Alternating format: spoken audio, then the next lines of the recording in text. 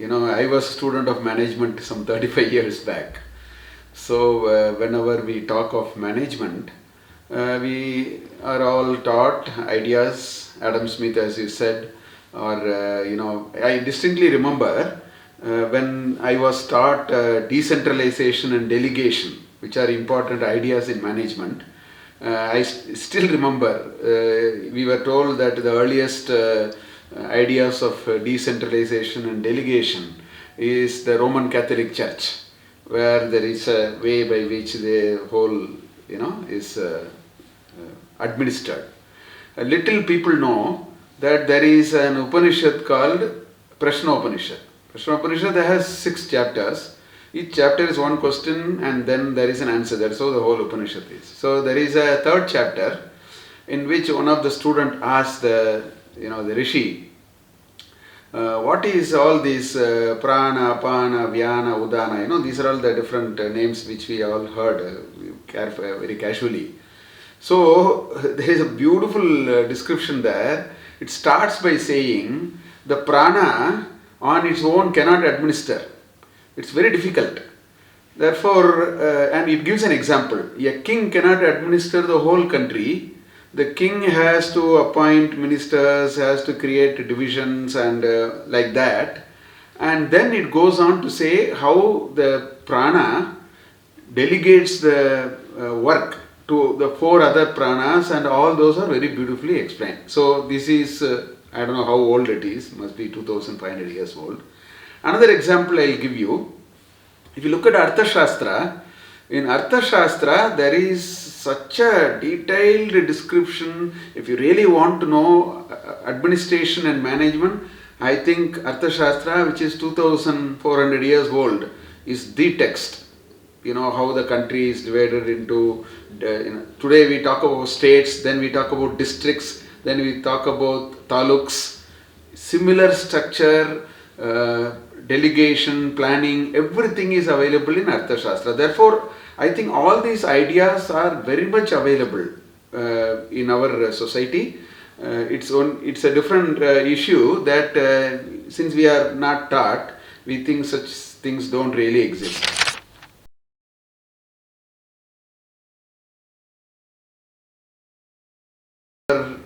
We have a certain way of doing things, and if we try to do something else, see here we are talking about Western and IKS, let that remain. First you understand, whenever we are doing something, if you want to introduce something else, it is always seen as a baggage. I have to read 10 lessons, now we are going to add 4 more lessons. It's going to be, just overload. That is how people will think. And I think the question is very good because it points to how do we bring IKS. It is not merely having an existing syllabus and on the top of it add some more. That way we should not do. If you do it, what you say will happen. It's an overload, it is too much and so on. I think we need to take a clean slate approach and understand, because at the end of the day, let us take an example of mathematics, for example. See, mathematics is a set of concepts, and the set of concepts are not going to be different. Pythagoras theorem you can say, or you can say Bodha in a Sulba Sutra, or the same idea is available. So therefore, when we say we want to introduce IKS, Indian Knowledge System, it should not be mechanically adding. It should be a clean slate approach in which we carefully identify topics, and such topics where the Western knowledge system can be very seamlessly replaced with the Indian knowledge system. That way it doesn't create a discord among the current way of learning also, because all these concepts, some of them are already available. So that way we can very beautifully merge it. It should be rhythmic. It should be like, you should not mix oil and water, then they will always stand, aloof. I think it should be a nice mixture.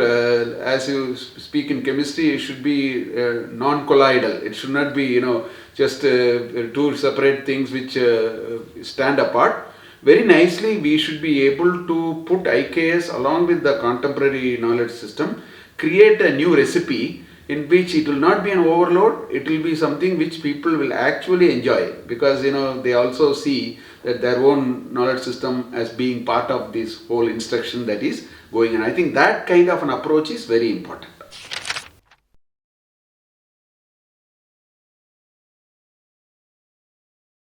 Yeah, there are many examples. I will talk about my own experiences rather than talking about some X, Y, or Z. It is better I talk about it. See, I in fact offer a course in Indian Institute of Management, Bangalore, and the course is titled like this. It is called Management Paradigms from Bhagavad Gita. Now, this course is running for probably 10 years, I think, close to 10 years maybe, and about 150 to 160 students take the course every year. And if you look at that course, that is a very good example of how do you bring ideas in Bhagavad Gita and apply it to what is called management. In fact, the course talks about leadership, we talk about inspirational leadership, how there are beautiful ideas in Bhagavad Gita which will make you great leaders. We talk about work, how do you approach work? See, the biggest problem in modern living today, world over, is employees across organizations all over the world suffer from what is called deprived meaning at workplace. They don't find meaning, and if they don't find meaning, it turns into stress, burnout, all these. So how do you address this problem? Bhagavad Gita has a lot of interesting ideas of how to handle it. How do you approach work? Then stress, I just now talked about. There is a huge section in my course on mind management. Wonderful ideas are available not only in Bhagavad Gita. I have taken Bhagavad Gita as a vehicle to do it. I talk about sustainability. I talk about Indian psychology. How Triguna system, for example, how a psychological construct of individuals are made. Unless we know it, how do we deal with people? How do we have interpersonal relationships? Therefore, such ideas are available aplenty in management. Being a professor of management, I am giving examples from management. But I am sure, in other areas, metalworking, mathematics, and, maybe chemistry or many other places, if we carefully look at, we will find any number of interesting examples.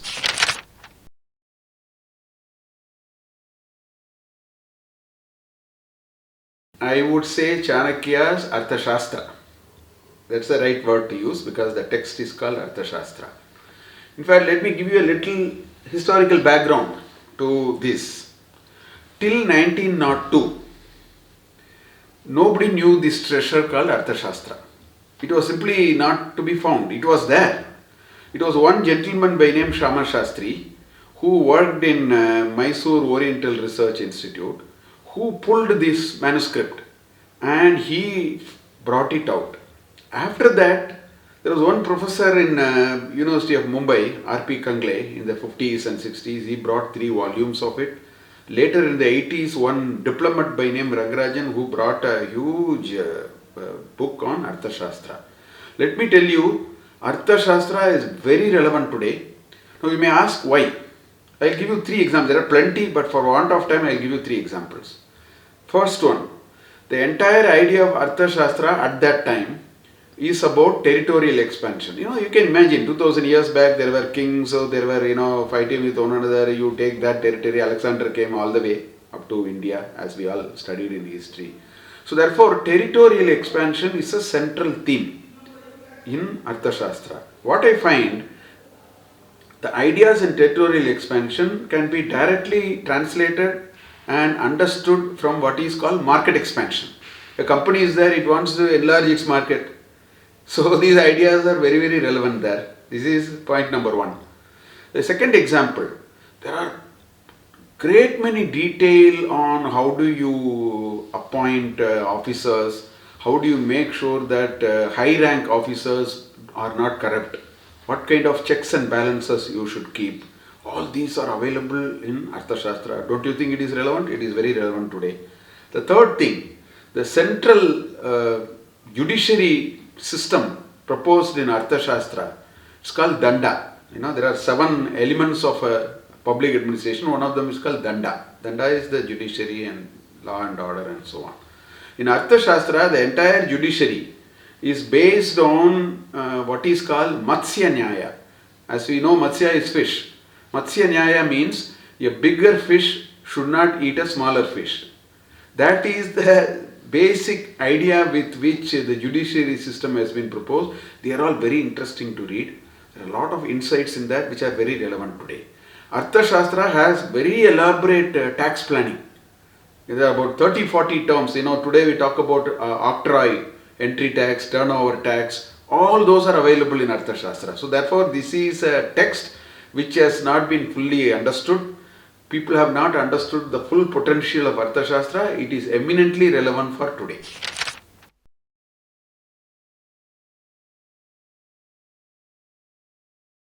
In our genuine interest and anxiety that Indian knowledge system is important, it is not very sensible to say let's take out all the current knowledge system and replace it with the Indian knowledge system. The reason is simple. Please understand, society all the time evolves, and as society evolves, new problems come and new ways of solving it is discovered. This is the fact of life.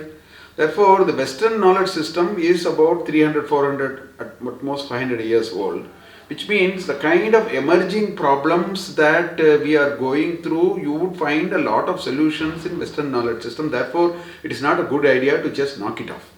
On the other hand, even when we solve the problems that are emerging now, or to find the new solutions for some of the new problems that are emerging, to imagine only Western knowledge system is enough is also not a good idea.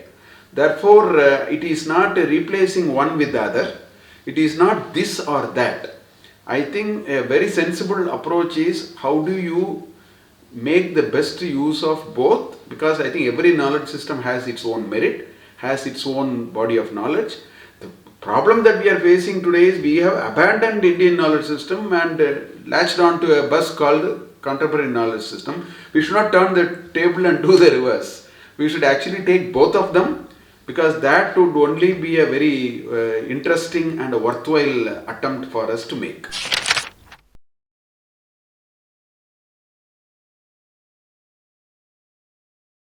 So this whole question about what should be with the government and what should be in the hands of private is a question which independent India has been answering from 1947.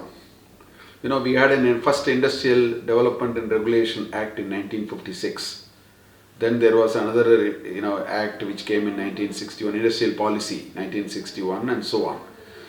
What if you carefully look at all these, we have to get one thing clear.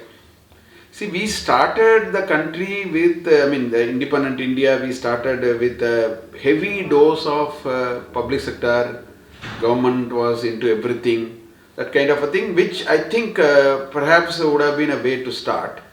But what we must understand is a stable economy, a robust economy is one which should not swing the pendulum to the extremes.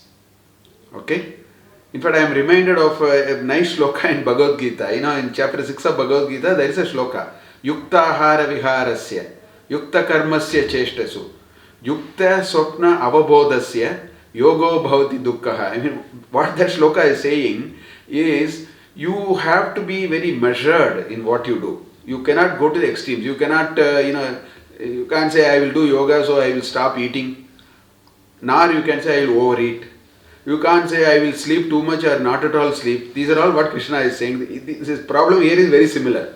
So therefore, it is not private versus public. I think a vibrant economy is one in which there will be a role for private, there will be a role for public. Very strategic assets, assets which are monopolistic in nature, in which there is a possibility of exploitation which is very high. I think such things must be with the government, and the rest can be with the private, and that way there will be a judicious combination of security and welfare of the citizens and job creation. I think therefore it is the middle path. Buddhists call this as middle path. So I think what we need is a middle path, and in that scheme of things, what appears is we will have more in the hands of privatization. Of course, there are a few things which will continue to be in the public sector. But even when things are with privatization, we should have a good mechanism of oversight so that citizens are not exploited, whereas benefits reach the people and the poor and so on. I think that would be the way to go.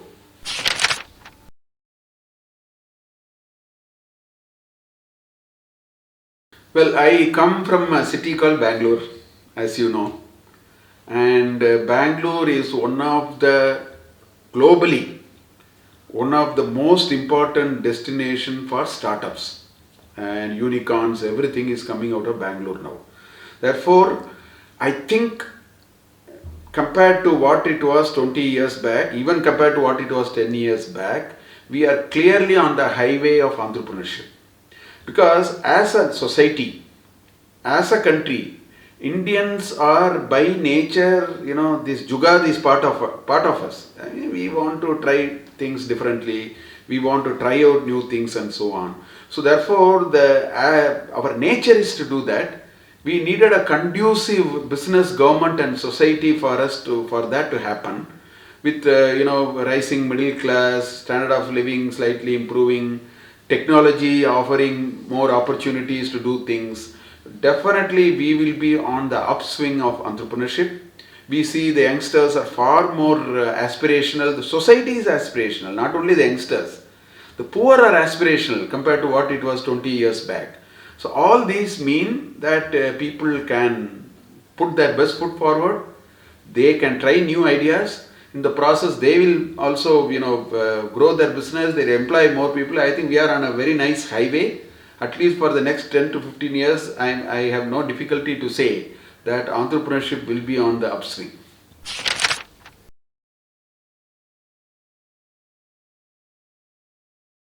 First of all, I am not a professor of economics. So therefore, I would also give my nuanced understanding of what it is. This economic puzzle is quite complicated, right? Well, all the time, if you look at macroeconomic planning, financial planning, look at what Reserve Bank is saying. There are complex issues here. There is a money supply, there is an inflation, there is a savings, there is an investment. So there are multiple variables here. Therefore, to simplify it to say taxation will lead to a certain effect is a little difficult. Although I understand what you are saying, if you tax more and if you bring multiple taxes, what happens is the disposable income in the hands of people might get reduced. And if the disposable income gets reduced to that extent, their spending and all those will come down. So it may have a certain impact on economy, in terms of business growth and consumption and so on. But that's only one side. As I told you, this economy has multiple lenses to look at. The other side is, the taxation will bring probably more revenue to the government coffers, which can invest on more infrastructure and therefore prepare a better tomorrow and so on. So this is a constant puzzle. Therefore, nations also go through their own ways of, trying to address it. But when it comes to India, two things I can tell you. That we have from 1970s, our taxation, personal taxation, income tax rates are quite high, even slabs of 100% and so on. So we have reached a regime of low taxation, which is generally good because it is a certain element of citizens' welfare. This GST, goods and services tax, has formalized the economy, the informal economy, and the black money and tax evasion. All those can be actually, to an extent, all these can be addressed. And the way the government is using technology, putting simple procedural mechanisms, and that country in which the businesses and the citizens believe in self-regulation is a country which will enjoy the benefits of taxation as well as the other benefits that we can have. I think we are going there. because make things simple, make it quite responsive and so on. I think we are broadly on that kind of highway. We have covered enough in the last I would say 20 years.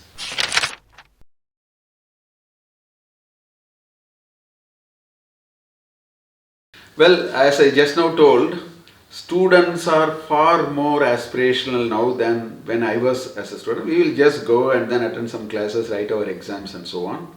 All that I want to tell the students is India is a very young country.